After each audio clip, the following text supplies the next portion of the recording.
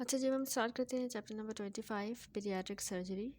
सबसे पहला टॉपिक जो है पीडियाट्रिक सर्जरी का है cleft lip, cleft palate. Cleft of the lip जो होता है ये एक्चुअली तब बनता है जब मीज़ेनकाइमल लेयर का हाइपोप्लेजिया हो जाए। ठीक है, जो मीज़ेनकाइमल लेयर बनती है जब एम्ब्रियो की डेवलपमेंट में उसका जब हाइपोप्लेजिया होगा तो उसके नतीजे में मीडियल नेज़ल और जो मैक्सिलरी प्रोसेस आपस में जॉइन होते हैं नॉर्मली, वो जॉइन नहीं हो पाएंगे। मीडियल नेज़ल प्रोसेस, ठीक है, जो और ऊपर से जो ये मैक्सिलरी प्रोसेस होते हैं वो आपस में जॉइन नहीं होंगे, उनका फेलियर हो जाएगा और फिर क्लेफ्ट लिप बन जाता है। ठीक है, इस बच्चे को जो क्लेफ्ट पैलेट भी है, क्लेफ्ट लिप भी है, दोनों दिखाए गए हैं। तो याद रखें कि जो है मीज़ेनकाइमल लेयर के हाइपोप्लेजिया की वजह से ये होता है क्लेफ्ट लिप, क्योंकि जो है मीडियल नेज़ल और मैक्सिलरी प्रोसेस आपस में ज्वाइन नहीं हुए। क्लेफ्ट ऑफ द पैलेट क्यों होगा? जब जो है पैलेट के जो शेल्व्स है वो आपस में फ्यूज़ ना हो, अप्रोक्सीमेट ना हो, तो क्लेफ्ट पैलेट हो जाता है। ठीक है, अब इसका इंसिडेंस क्लेफ्ट लिप का विथ या विदाउट क्लेफ्ट पैलेट कितना है? 750 बर्थ में से एक को ये होता है। सिर्फ अकेला आइसोलेटेड जो है क्लेफ्ट पैलेट अगर हम देखें तो 2500 में से एक बच्चे को ये होगा। क्लेफ्ट लिप विथ या without cleft palate is twice as common in boys में। ठीक है, ज़्यादा कॉमन है। सिर्फ अकेला आइसोलेटेड जो है क्लेफ्ट पैलेट फ्रीक्वेंटली गर्ल्स में ज़्यादा कॉमन है। क्यों है?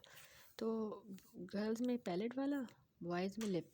ठीक है, एटियोलॉजी देखें क्यों ये होता है। एक्चुअली पॉसिबल जो इसकी एटियोलॉजीज़ हैं, उसने मदर ने जो है प्रेगनेंसी के दौरान कोई ऐसी ड्रग से एक्सपोजर हुआ था, या ऐसा कोई सिंड्रोम मैलफॉर्मेशन कॉम्प्लेक्स की वजह से हो सकता है, आइसोलेटेड या अननोन कॉज भी हो सकता है, या जेनेटिकली भी हो सकता है। ठीक है, कुछ जेनेटिक फैक्टर्स होते हैं ना इस क्लेफ्ट लिप में इम्पॉर्टेंट है, मोर इम्पॉर्टेंट है विथ या without cleft palate than in the cleft palate alone.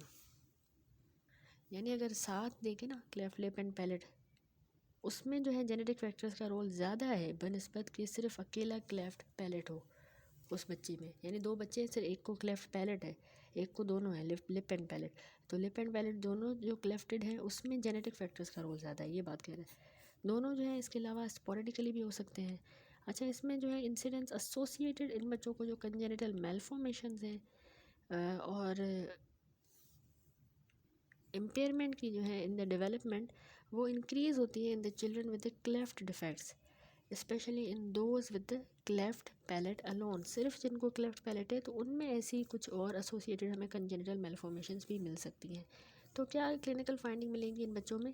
Cleft lip जो है वो वेरी कर सकता है, एक छोटा सा स्मॉल नॉच भी सिर्फ हो सकता है, या कंप्लीट सेपरेशन हो सकती है into the floor of the nose, ऊपर पूरा फ्लोर ऑफ द नोज़ तक कंप्लीट सेपरेशन। ठीक है, या तो सिर्फ स्मॉल नोच होगा या complete separation till the into the floor of the nose.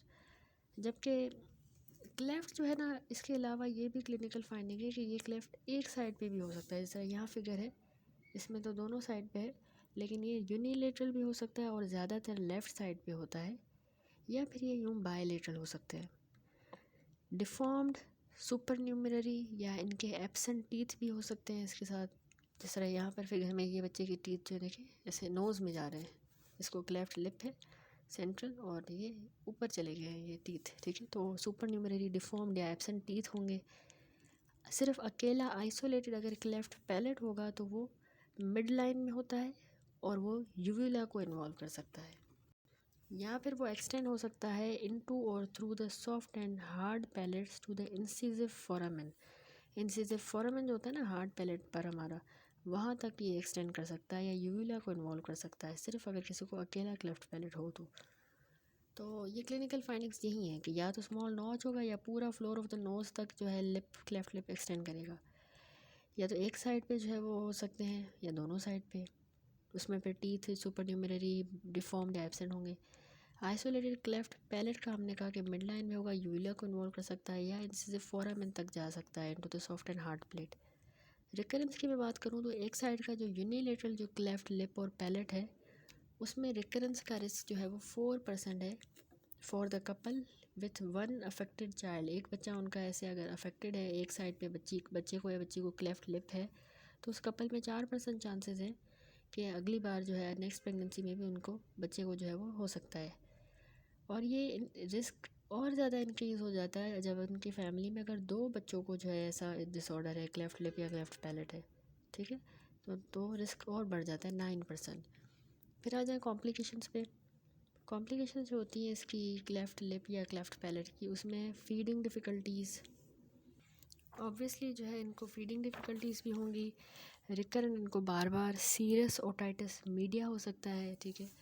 और इसके अलावा हेयरिंग और लैंग्वेज डिले रहेगा इन बच्चों को, ठीक है, हेयरिंग डिले और लैंग्वेज डिले।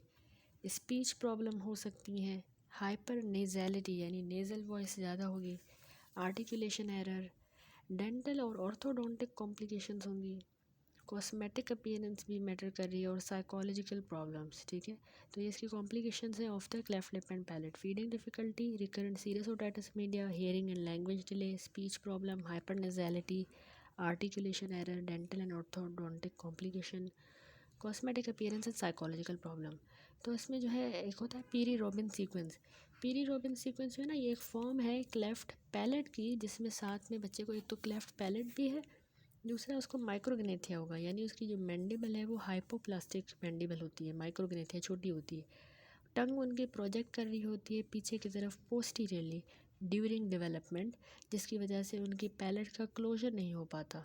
तो इसको कहते हैं पीरी रॉबिन सीक्वेंस, ठीक है। तो क्लेफ्ट पैलेट है, माइक्रोग्नेथिया है, टंग पीछे प्रोट्रूड करी जिस वजह से ये क्लेफ्ट पैलेट हुआ है, पीरी रॉबिन सीक्वेंस। अच्छा, अब क्लेफ्ट लिप पैलेट वालों को जो एसोसिएटेड एबनॉर्मलिटीज़ हैं, इन बच्चों को ना कार्डियोवास्कुलर, रीनल, सेंट्रल नर्वस और गैस्ट्रो इंटेस्टाइनल सिस्टम में जो है वो एबनॉर्मलिटीज़ होती है, फाउंड होती हैं, particularly when part of a chromosomal syndrome. जैसे कोई क्रोमोसोमल सिंड्रोम की वजह से, जैसे पीरी रॉबिन भी था, तो उसमें अगर हुआ हो क्लेफ्ट लिप पैलेट, तो उन बच्चों को साथ में ये एबनॉर्मलिटीज़ हो सकती हैं, जीआई की, renal, central nervous system, cardiovascular. Management यही है कि हम जो है इन बच्चों पे जो फीडिंग डिफ़िकल्टीज़ वगैरह ये चीज़ें हो रही हैं, तो इनको जो है फीडिंग की जाती है using soft and long teeth with an enlarge hole, tube feeding in erect position या breast feeding in prone position, ठीक है। जो निप्पल होता है वो जो है इसमें सॉफ्ट और लॉन्ग टीथ जो है वो यूज़ होगा फीडिंग के लिए, और उसमें लार्ज होल होना चाहिए। इसके अलावा इन बच्चों को जो है ना इरेक्ट पोजीशन में, ट्यूब फीडिंग जो है इरेक्ट पोजीशन में करवाई जाएगी, बाकी ब्रेस्ट फीडिंग जो है वो प्रोन पोजीशन में, ठीक है, क्योंकि वही इनका सक्शन ये रिफ्लेक्ट ये नहीं होंगे, क्योंकि वो जो है पैलेट है तो सक्शन क्रिएट ही नहीं होगी इस वजह से। हेयरिंग स्क्रीनिंग टेस्ट किया जाएगा न्यू बॉर्न का, ठीक है, क्योंकि इसमें हेयरिंग भी कॉमन हेयरिंग लॉस होता है। ऑडियोमेट्री भी की जाती है, ठीक है, hearing screening test, audiometry. Usual practice है कि इस क्लेफ्ट लिप को जो है 3 माह की एज में रिपेयर कर दिया जाता है, और अगर बच्चे को क्लेफ्ट पैलेट है तो उसको 6 माह की एज में या बाद में। बहुत जल्दी अगर रिपेयर करेंगे तो उसमें मिड फेशियल ग्रोथ के साथ इंटरफेरेंस हो सकती है, ठीक है। और बाकी इसमें स्पीच थेरेपी भी बहुत इंपॉर्टेंट है। That's it. तो ये टॉपिक कंप्लीट हुआ क्लेफ्ट लिप एंड पैलेट।